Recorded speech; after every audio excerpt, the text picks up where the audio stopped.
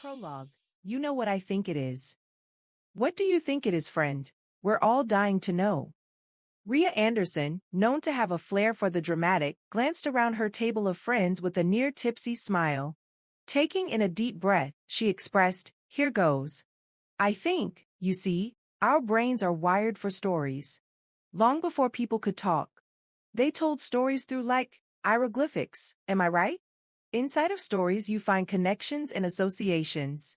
Those associations are made out of your past experiences, right? Yes, right." Rico Anderson, Rhea's husband, politely removed a beautiful sake glass from Rhea's pink polished fingers and said, "Oh boy.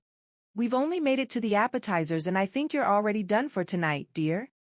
Rico was accounting for the sake bombs Rhea enjoyed while waiting at the bar for the other couples to arrive for their reservation. Rhea, obviously, was not. The table shared a laugh while Rhea politely picked her glass back up, sipped her sweet and warm sake, and said, "Oh, no dear, I'm just getting started." Gracing the crisp, white tablecloth was a mixture of appetizers for the table to share and sample. Pointing around the table, Rico said, "I think these sushi rolls you ordered could use your attention."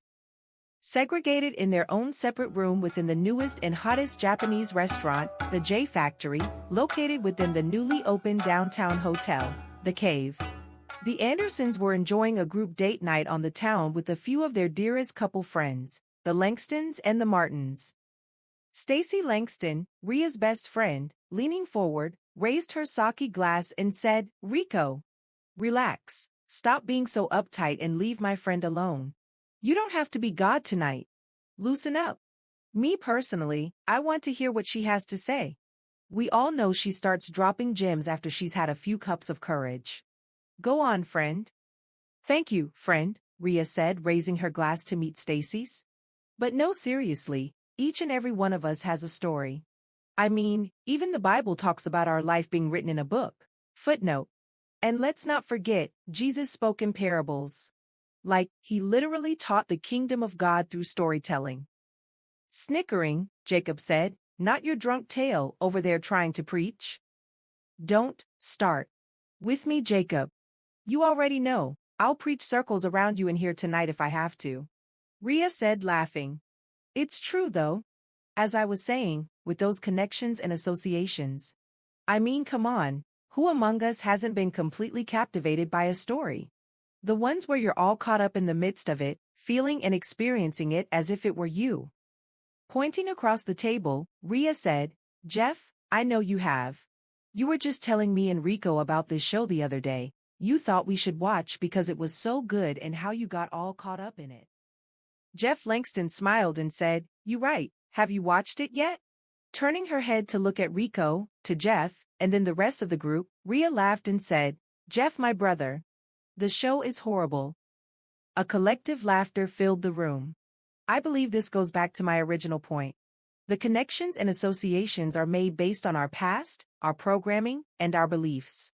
We didn't like it because it didn't resonate with us. However, it obviously resonated with Jeff. Again, back to those hieroglyphics. Those stories were told for people to learn, solve problems, and quite frankly, probably survive. As we've evolved, we can now tell stories with words, but we're still making and creating stories in our minds. I was trying to point out earlier, I think the problem comes when we make the wrong connections and associations. Is what I'm saying making sense? Danielle Martin, one of the other wives, slid her hand into her husband's. "I think I understand what you're saying, Rhea." Kissing his wife's hand, Jacob said, "What do you understand, honey? That Jeff can't pick shows?" More and more laughs erupted as Jacob excused himself from the table. Waving both hands in the air and shaking her head, Stacy shouted, "So, what we're not going to do is gang up on my man about his show selections in here tonight." The group's laughter was met with their servers bustling in with trays, steaming with deliciously good-looking food. Their group conversations were traded with sounds of knives and forks scraping against plates. While enjoying her dinner, Danielle received a text message. Upon reading it, she blushed and giggled. "You all right over there, girl?" Stacy asked. Running her fingertips across her chest with her eyes partly closed, Danielle said, "Oh God, yes." As soon as Jacob was back in his seat, Danielle reached over and kissed Jacob passionately. It was short but passionate. With a slight tilt of her head and lips, Rhea asked, did we miss something? Y'all just kissing out of the blue at the table nowadays? Oh, don't be mad because I love my husband, he loves his wife, and we like to have fun. Danielle's response created an energetic shift within the group's dynamic. Rhea replied, "Best believe, I'm never mad. Just curious." That kiss seemed to come from out of nowhere. Despite being childhood friends, Rhea and Danielle were not as close as the others in the group. There always seemed to be some type of unseen competition going on between the two of them. Picking up her phone, Danielle wrapped her other hand around the back of Jacob's neck, kissing him again. "Well, my husband sent me a message saying I look beautiful tonight and then he sent me buzzing." "Buzzing?" Stacy asked. Danielle and Jacob looked at each other and shared a secretive, yet romantic laugh, while they both exclaimed, "Yes, buzzing." Sharing their own secret glances, the other two couples, feeling a bit left out, resigned to an overall. "Alrighty then." Each of the couples were all childhood friends and grew up together. They were friends within a group of friends, starting in elementary school. At their high school graduation, once their tassels were tossed, Jacob, down on bended knee, proposed to Danielle. Given his declared intent for entering the military, he wanted to marry Danielle right away. Especially since Uncle Sam was now making life decisions for him. Within 3 months, they were married in a courthouse ceremony. Rhea and Stacy left together, attending the same college. Jeff, having generations of lawyers in his family and their own private law firm, went on to pursue law. Meanwhile, Rico remained and attended college locally. The old roads they'd traveled before called out to them at different points in time, lulling them all back together again in their hometown. Looking over at Jacob, Jeff asked, "You're texting your lady from the bathroom? Are we back in high school?" "Relax, showrunner," Jacob quickly replied. Jacob's joke broke the ice in the room that was starting to form, which was perfect timing as the servers appeared again bringing out their desserts. "This coffee jelly is pure perfection," Rhea said, licking her spoon. "Rico, you want some?" "No thanks. You go ahead and enjoy." "Stacy, how's your green tea ice cream?" Rhea asked. Stacy sat ignoring all of her surroundings, indulging in her dessert. "Stacy, did you hear me? How's your ice cream?" Scraping the sides of her bowl, Stacy answered, "I heard you, but it was so good, I couldn't answer." "I guess you couldn't answer or offer either, huh?" Jeff asked while laughing. "Cool it, showrunner," Stacy said, smiling. Okay. I see y'all got jokes about my show recommendations. Each of you know as well as I do, even bad shows have a way of pulling you in," Jeff said in his defense. Pondering Jeff's comment, everyone nearly believed him as they understood there was some truth to what he was saying, as bad shows can pull you in. Jacob and Danielle may have been at the table with the other two couples on a group date, but it was clear they were only interested in a party of two. Taking one of the mochis off of their dessert plate, Jacob fed it to Danielle and then licked the crumbs off of the side of her mouth. "Oh my God! What has gotten into you two?" Stacy shouted. As Jacob was about to answer, one of the servers entered their room with an enormous array of red roses for Danielle. "Are these for me?" "Oh my goodness, honey, you've had me blushing and buzzing all night." Speaking under her breath towards Stacy, Rhea whispered, "There she goes with that buzzing again." "They're beautiful, honey, thank you so much." "Not as beautiful as you, my love," Jacob replied. Leaning over to Jacob, Jeff said, "Hey man, you're making us look bad over here." "I'm sorry, big guy, that's definitely not my intention. But it's date night, right? I'm just trying to wine and dine my lady so I can recline my lady later, if you know what I mean," Jacob said, smiling and winking. "If I do my part, she does hers." Offering a high five to Jacob, Jeff bowed in respectful agreement, saying, "My man." "Jeff, midnight is calling us home. I think we better hurry up before we turn into pumpkins," Stacy said. Standing to end the evening, each of the couples grabbed their belongings. Jacob and Danielle stalled a moment to continue on in their ardent public displays of affection. With a mix of sarcasm and a twinge of humor, Stacy yelled across the table, "Oh, for the love of God, get a room, why don't you?" Coming up for air, Jacob happily responded, "Oh, we plan to. We're staying here tonight. The little kids are with the big kids, all squared away while Mom and Dad are here to play A." Rhea looked on. The deficit she was already feeling in her heart began to grow. She was never one to be sappy and sweet, but lately, her feelings of romance with Rico were limited and lacking. Witnessing Jacob and Danielle's spark triggered within her an unfamiliar flicker. Footnote 1, Psalm 139:16. But with your own eyes you saw my body being formed. Even before I was born, you had written in your book everything about me. Contemporary English Version. Chapter 1. Silence was on the playlist playing during the car ride to Rico and Rhea's home. The temperature in the car was as icy as they were. The absence of their voices and the stillness in their demeanors allowed for Rhea's thoughts to pop and ring out in her head. Jacob and Danielle were all over each other tonight, Rhea thought as she recalled the evening's events. I think I'm going to surprise Rico, she thought, smiling, as he eased their car into their spacious garage.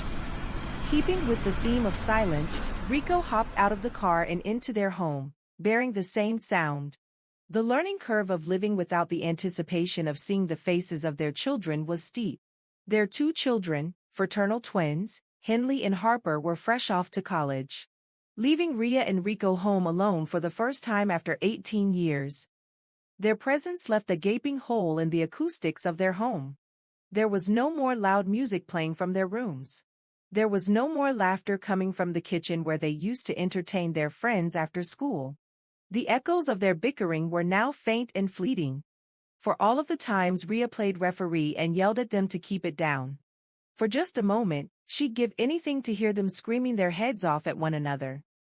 Inside their sprawling bedroom, a sparkly gift bag adorned the chest of drawers branching off from their bed, heading towards their bathroom. With a sneaky smile, Rhea grabbed the bag on the way into her closet. Contained within the bag was a Father's Day gift. Rhea surprised Rico with a lavender, lacy piece of lingerie, with a note attached that read, "Lay me out when you want to see me on Rhea, because a satisfied dad is a happy dad. Happy Father's Day." The dust bunnies collected on the bag trailed Rhea behind the French doors. The bag found a home atop the chest of drawers, in the same spot Rico placed it 15 months prior, untouched. Nevertheless, Rhea thought tonight was the night to change that. The gift she'd given was surely for Rico, but with equal benefit. Tonight, the gift would be more so for her, with hopes he'd enjoy it as well. Admiring herself in the floor-to-ceiling mirror, Rhea confirmed to herself lavender was indeed her color. Even after almost a year and a half, the pieces still looked good on her. It should be against the law to look this good. Rico is going to love it and love me tonight, she thought. Taking a few extra moments to shower, primp and pamper herself for a night with her husband. Rhea smoothed emollient lotions along her slender, yet curvy body and spritzed droplets of fragrance mist across her entire frame. Dressed with the expressed intention to 100% attract sexual attention, Rhea stepped out of the bathroom. Taking one last look at herself, she turned the lights out behind her to surprise Rico. If only it was that easy. The surprise, more like bewilderment, overpowered Rhea.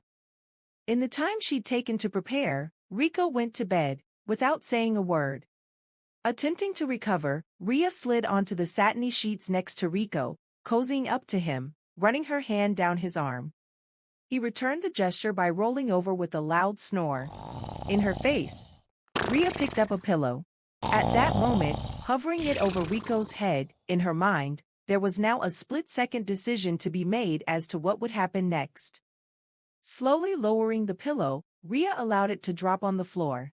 Picking herself up, more like her pride, she moseyed back into the bathroom.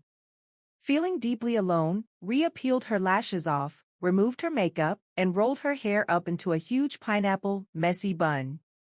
Piece by piece, she stepped out of her delicate attire, placing it back in the sparkly gift bag it once lived in. After getting completely changed, Rhea grabbed the bag and walked downstairs, making a pit stop in the kitchen. The gift bag had a new home, the trash can. Wiping tears away from her bare face, Rhea walked by her son's room and placed her hand on his door. Continuing down the hall, she walked into her daughter's room. The ache in her heart for them was almost as big as the crater she now felt from being rejected by her husband. They'd been gone for a few months and their rooms were in the same condition as the day they left. Rhea hadn't changed anything. She wanted things to remain the same but was quickly realizing things would never be. Now far away from Rico, she crawled into Henley's bed. There were no more tears to cry or emotions to feel as Rhea isolated herself into her protective shell. The room was still and dark. The only sound was the ticking of the wall clock breaking the silence, second by second. Grabbing a hold of Henley's old teddy bear, Rhea held him in a way to conceal the pain of her perceived rejection. Lying there frozen, with a bent spine, Rhea constructed an emotional shield impenetrable to anything related to Rico. Encased in her vulnerable suit of armor, she remained in Henley's room for the rest of the night. Staring at the bare wall in front of her, craving connection and feeling sad and lonely, Rhea couldn't help but wonder how she and Rico got here. Chapter 2. Already up and at it, a drowsy Rico found Rhea in her office working at her computer. After a terrible night's sleep, Rhea thought focusing on work would help take her mind off of everything she had going on, or not going on. However, work wasn't working so well either. "Come on, Ree, pull yourself together girl and concentrate," she said to herself. "I'm struggling to get this review done. I need to finish it so my boss can get off my back. I just can't seem to get it together this morning," she thought. Staring at her computer screen, Rhea lost herself in the replay of the rejection she'd experienced the night before. Handing her a cup of her favorite coffee, Rico kissed Rhea on the cheek and offered a good morning. Waffling in her mind, between resentment, anger, and appreciation, Rhea was grateful for the kind gesture of coffee but also quite angry and resentful. In the garbled mess of her mind, all she could muster was a humph and a nod. "You weren't in bed when I woke up this morning," Rico said, totally oblivious to her not sleeping in the bed at all. "As you can see, I'm up working," Rhea replied, not letting on she didn't sleep in the same room.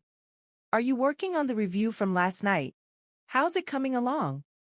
"Why?" Rhea asked sharply. "I want to know how it's coming along.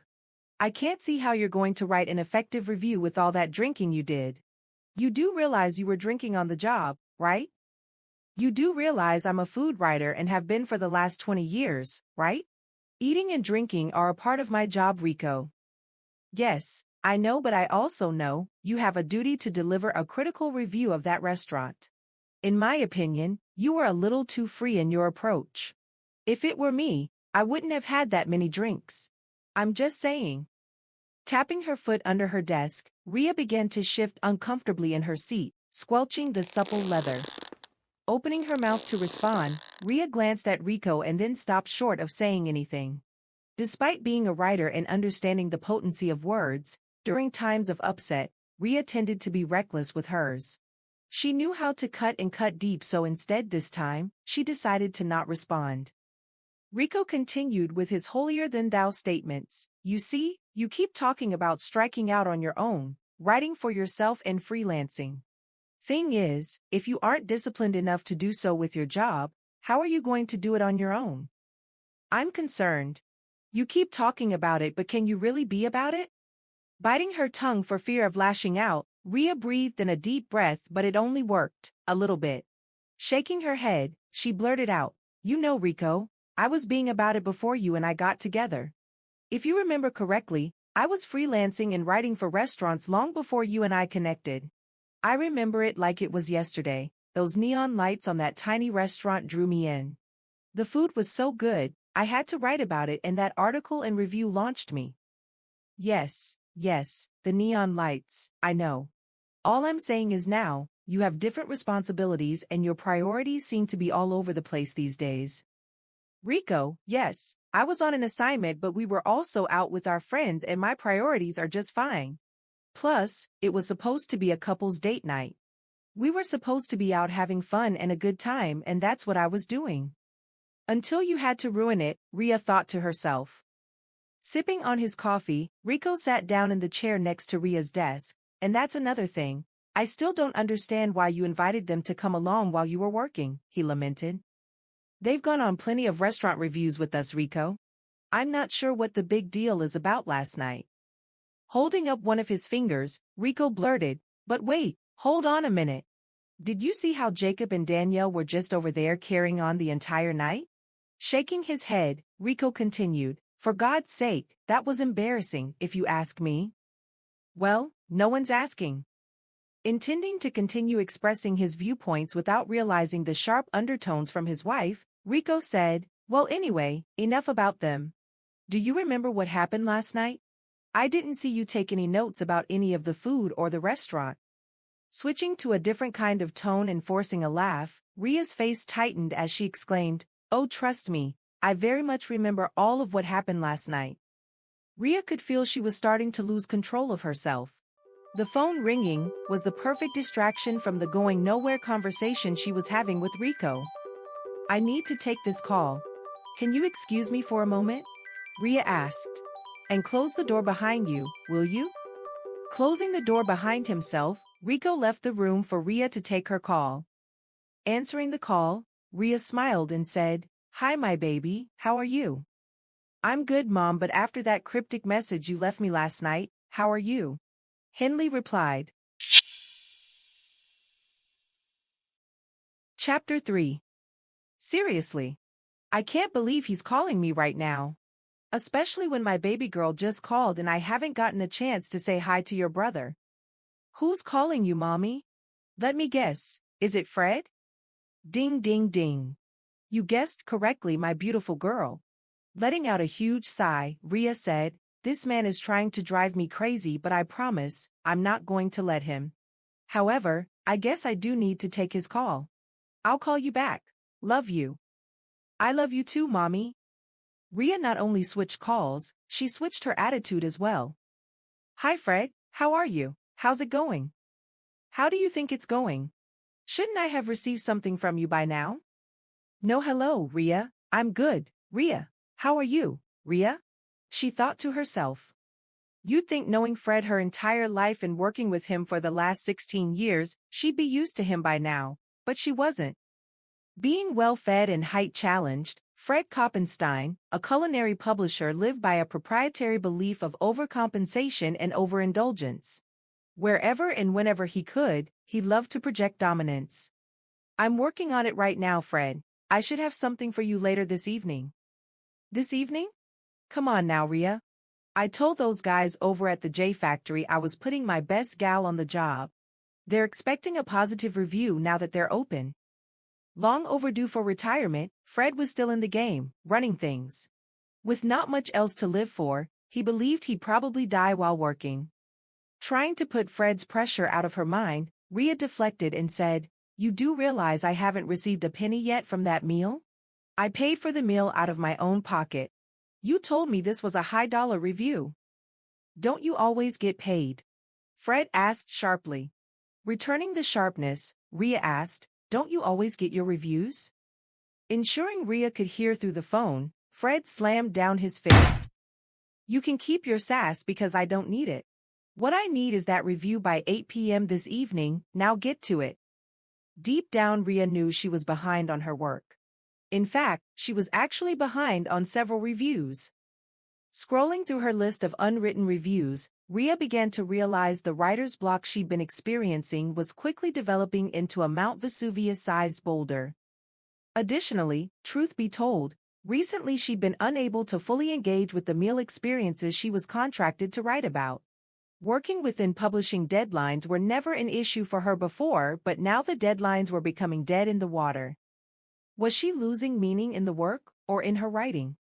Maybe I need to go for a walk, Rhea thought. No, I don't feel like walking. She answered aloud. I need to get out of this house, yep. The change of scenery is exactly what I need right now.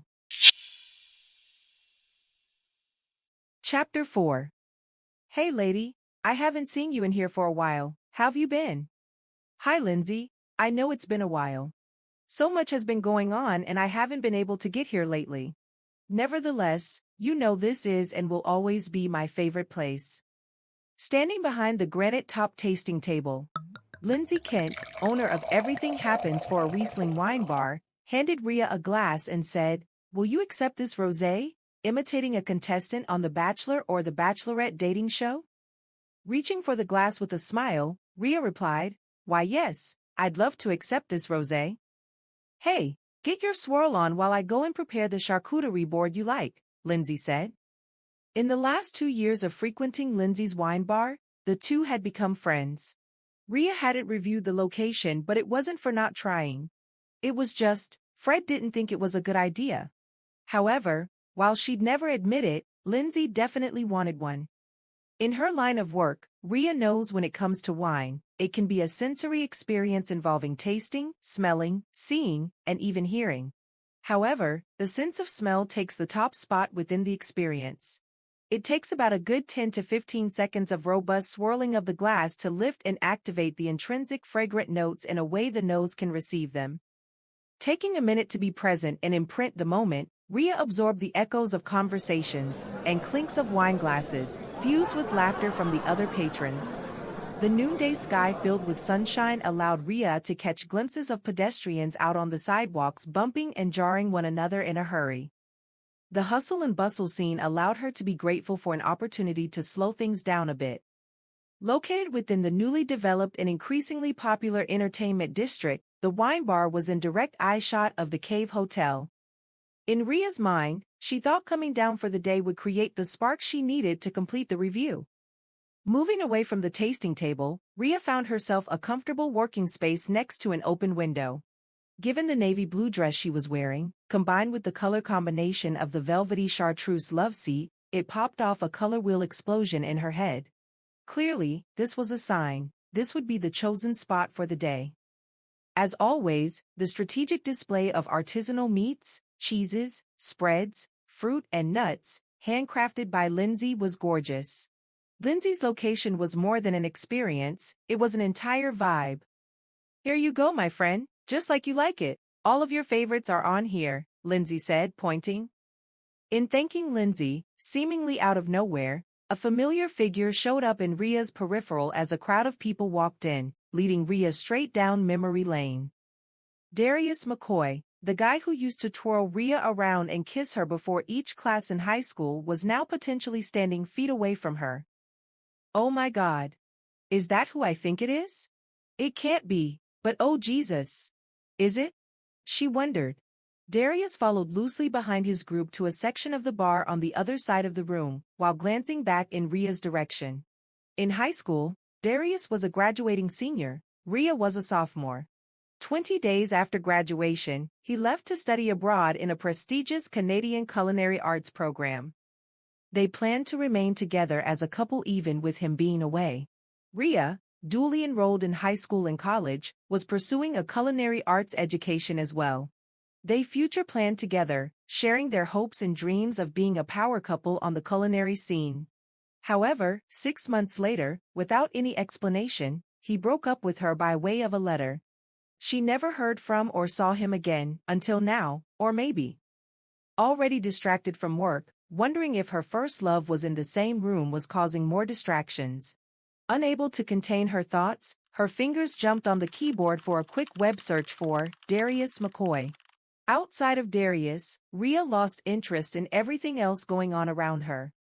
Rhea hadn't thought of the man in decades but now had an increased interest in him. She was obsessed with spying to find out what he'd been up to and doing with his life. In seconds, enough intel on the Darius McCoy popped up on Rhea's computer to question her worth as a food critic. How on earth did I not know this man owned restaurants? She thought as she continued with her cyber-stalking session.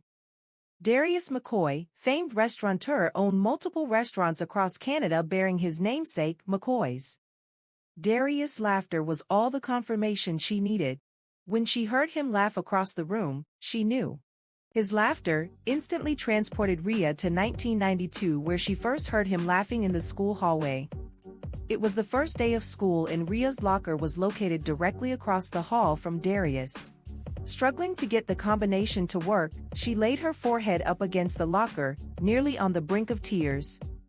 never paying attention to the sounds of people's laughter before. However, there was something different in what she heard. It drew her in. It was unique. In a way, it was warm and inviting, and she wanted to keep hearing it. Turning around to see the source of such a beautiful sound, you'd think a movie scene was unfolding. The heavens opened up with angels playing stringed harps and singing when she first laid eyes on Darius McCoy. He was picturesque, like a young mythical god of sorts. Unbeknownst to Rhea, her darting glances would happen to catch his eye as he watched her struggling with the combo lock.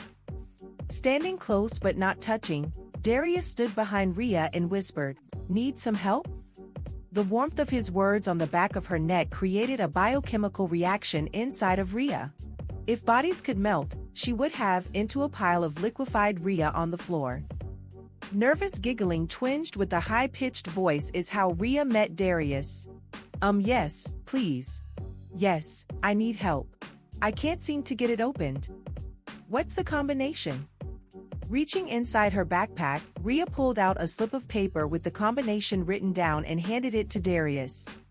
To Rhea, he must have been a god, as he miraculously opened the lock on the first try. Rhea's beaming face could not contain her steadily widening smile. In her high state of exhilaration at having the locker opened, she hugged him without thinking. She was just so happy to finally have the locker open up. An entire flush of redness gushed across her face as she realized she was hugging him, rendering her speechless. "Do you think you can let me go now?" Darius asked. "Oh my God, yes, I'm so sorry. I didn't mean to hug you, I was just so happy about the locker." She tried explaining. "It's all good, I just need to get to class." Glancing around for an escape, the only place to hide was inside her locker. Pulling everything she could out of her backpack, Rhea stuffed all of her belongings into the locker without saying anything else to Darius. The next morning, after a successful meeting with the combination lock, she found a note inside of her locker. It was from none other than Darius, the god of locker combinations.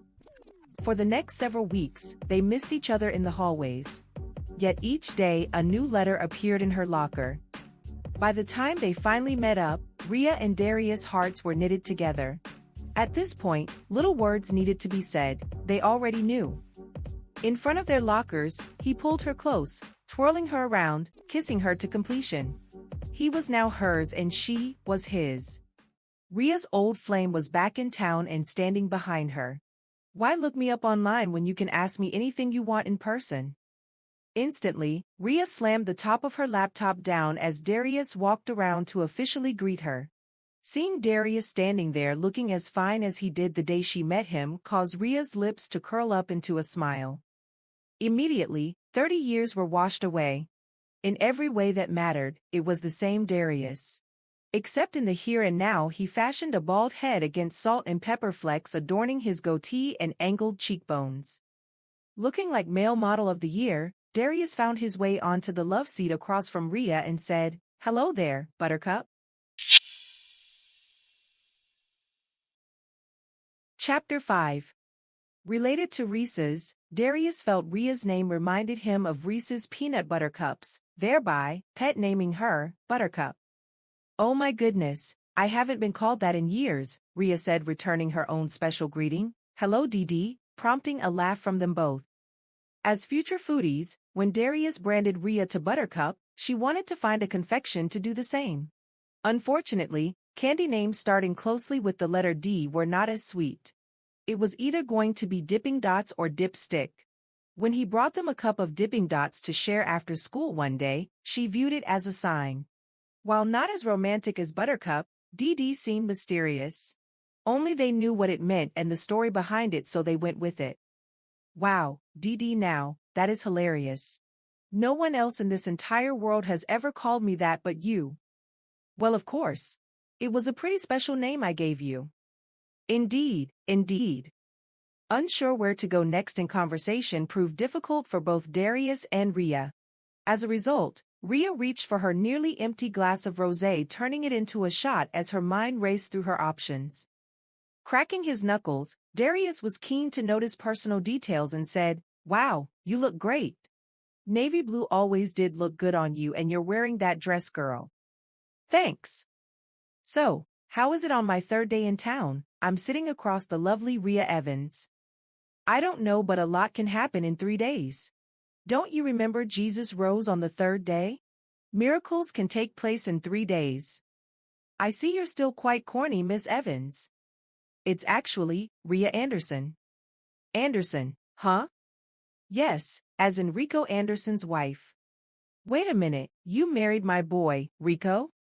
Without having to place another order, Lindsay was right on task delivering another glass of rosé to Rhea's table.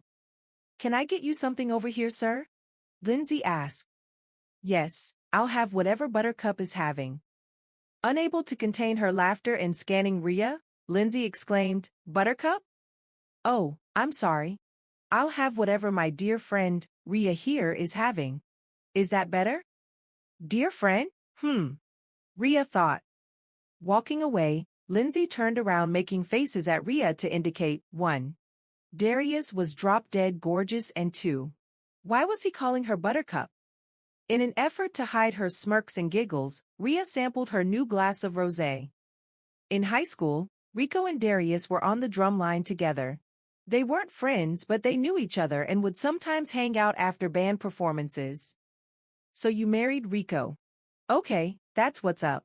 Do you guys have any children? Yes, we have 2 children. A set of twins, a boy and a girl. They started college a few months ago and I miss them so much. The quick intelligence she was able to glean during her fact-finding operation revealed Darius was married with 5 children. What about you? What about me?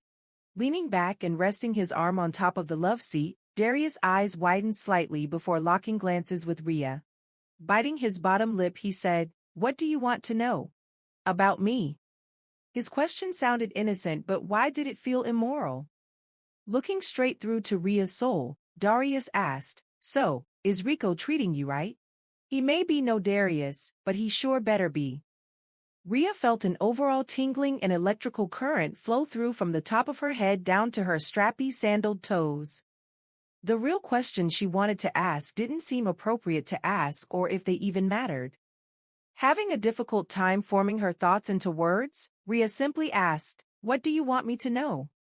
Okay, so here goes, Darius said, relaxing his posture, but he was interrupted by the group he arrived with. Hey Darius, we're heading back to the hotel to freshen up before our dinner meeting. One of the ladies announced. Waving them off, Darius said, All right. I'll see y'all later. Rhea followed their footsteps all the way to the Cave Hotel. Oh Jesus, not the cave, I still haven't finished my review. She thought. Offering an unsolicited explanation, Darius said, That was my acquisitions team. We're staying at the hotel across the street because… Rom roll, please, I'm opening a restaurant here. Verbalizing fake shock, Rhea replied, You own restaurants? Yes, I do, multiple. Lindsay returned to their area, serving Darius a glass of rosé, just like Rhea's. Congratulations, Rhea said, holding her glass up to initiate cheers. Fun fact here, I write about restaurants. I review them. In fact, I should probably get going. I have a deadline to meet. I've apparently lost all sense of time and need to get home to finish it. Standing to keep her seated, Darius moved over to Rhea's seat. But what if I'm not ready for you to leave yet? We haven't finished talking. And if I'm going to be opening a restaurant here, I've hit the jackpot. Having the hottest critic in town seated next to me is pure gold. I need to know the ins and outs here. I haven't been home since I left all those years ago. It looks like I need you, girl. If the orange tinge of the setting sun wasn't an indication her deadline was drawing nigh, the text she received from Rico was. The text from Rico read, Why is Fred calling me? Are you almost done with that review? Come on, Buttercup. So listen, I wasn't planning to come here today. After our afternoon meeting, the team said, Let's stop at that wine bar to debrief. I wanted to go straight to my room, but they harassed me into coming here. Seeing you? I'm glad they did. Fate led me here to you. Plus, I think we have a lot to catch up on. So stay. For a little while longer at least. Ignoring the time in Rico's text, Rhea settled in next to Darius and continued their conversation. Chapter 6. Appearing like magic, daylight was gone and nighttime arrived with a starlit cast illuminating the sky. Underneath the starry night, Rhea raced home to try and put something together for Fred despite the missed deadline. As a seasoned overachiever, she never once sacrificed the quality of her work. Tonight, she believed good enough would do. The time spent with Darius getting caught up seemed worth it in exchange for a delayed review. Reconnecting with him was the fuel needed to clear up her recent lack of creative inspiration. Naomi Morris, heading to a reunion dinner at the J Factory with her boyfriend, Josh Waters, was running late. They hadn't seen each other in months as Josh had been deployed overseas and Naomi was rushing to meet him. She'd gotten wind tonight might have been the night he would propose and ask for her hand in marriage. Wanting to look her best, she brought her entire makeup case with her in the car. Trying to drive and apply a full face of makeup, Naomi realized that probably wasn't a good idea. Pulling over to complete the look was a safer plan. However, when Josh sent a text saying he was already at the restaurant, Naomi decided against pulling over. A set of eyelashes stood in the way of her completed look. Naomi believed she could continue to maneuver the road and her makeup routine. The red light she ran crashing into Rhea's passenger side proved otherwise. Screeching tires, breaking glass, and the crunch of cars colliding filled the air. 1 minute Rhea's thinking about Darius. In the next, her thoughts are cut into small flashes of Rico, Harper, and Henley. Naomi's car pushed Rhea's into another lane, causing a multi-car collision. Protected by her seatbelt, Rhea wasn't harmed as badly as she could have been. However, the impact of the accident did cause her to sustain an injury, causing blood to pour from the corner of her head. Sirens in the background grew closer and closer as Rhea tried to make sense of what was going on. Strobes of police car lights blinded her as she remained seated in the car.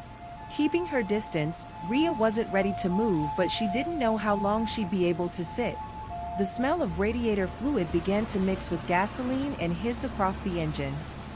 Naomi walked away from her totaled vehicle, but she nearly fell over from the shock of the accident. However, the only thing she could focus on was Josh being at the restaurant, and tonight was the night. Law enforcement and emergency personnel arrived quickly and began investigating. "Ma'am, you have a pretty nasty wound there. I think we need to take you to the hospital." "No, I'm fine," Rhea said, grimacing as she tried to touch her head with blood trickling down her face. "What I need is to get home." Grabbing Rhea's hand, while adjusting the blood pressure cuff, the paramedic looked at her and said, "I can't let you do that. The state trooper ran your plates. I know who you are. And ma'am, he'd never forgive us if we didn't bring you in." Rhea knew what had to happen next.